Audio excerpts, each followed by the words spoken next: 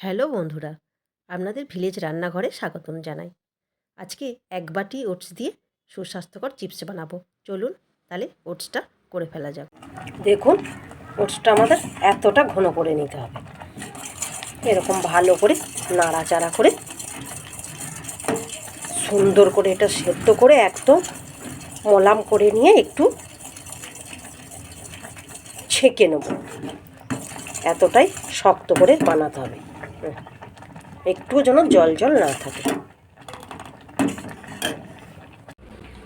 ওই চিপসে অল্প মশলা তো, তাই অল্প জিরে আর দুটো এলাচ, কয়েক টুকরো দারচিনি, দুটো লবঙ্গ আর 1 চামচ মতো এটা রাঁধুনি বলে, রাঁধুনি নিয়েছি। এটা দিলে খুব সুন্দর একটা সেন্ট এবং খেতে খুব সুন্দর লাগবে, অন্যরকম ফ্লেভার আসবে। ভাজা মশলাটা আমরা ভেজে নেব।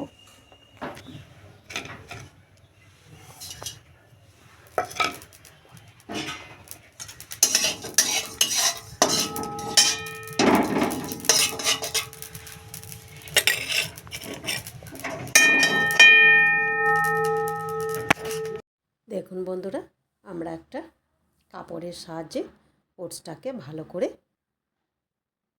ছেঁকে নেব। ছেঁকে নিগড়ে শক্ত জিনিসটা একটু আলাদা করে নেব। দেখুন আমাদের ছাঁকা হয়ে গেছে। এরপর ওটসটার মধ্যে সামান্য নুন 1 চামচ, 1 চামচ লঙ্কার গুঁড়ো আর ভাজা মশলাটা দিয়ে ভালোভাবে মিশিয়ে নেব এবং এর সঙ্গে দেবো 2 চামচ কর্নফ্লাওয়ার, যাতে চিপসটা মুচমুচে হয় এবং সুন্দর টেস্ট আসে। ভালো করে ওটসটা দিয়ে এই উপকরণ কটাকে দিয়ে ভালো করে আমরা মিশিয়ে নেব। এটা একটু শক্ত ডো তৈরি করার জন্য আমরা একটু বেসন দিয়ে দেব, বেসন দিয়ে মেখে নেব। দেখুন, একটু বেসন দিয়ে একটা ডো তৈরি করে নিয়েছি এবং ছোট ছোট বলগুলো করে নিয়েছি।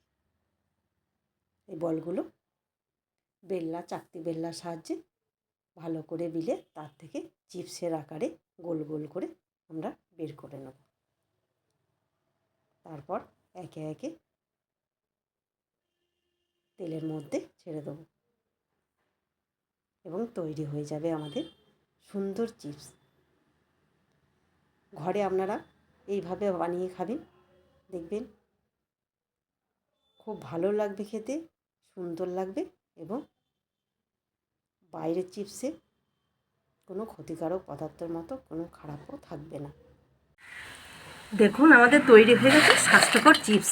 কতটা কড়মড়ে হয়েছে আপনারা দেখবেন, শব্দটা শুনে বুঝতে পারছেন।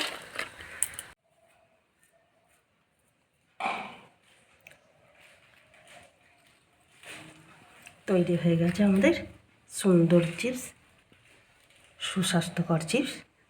আপনারা বাড়িতে বানাবেন, দেখুন কতটা একেবারে গড়িয়ে যাচ্ছে হাতেতে। বানাবেন এবং বাচ্চা আর বড়রা সবাই খেতে পারবে এই সুন্দর চিপস।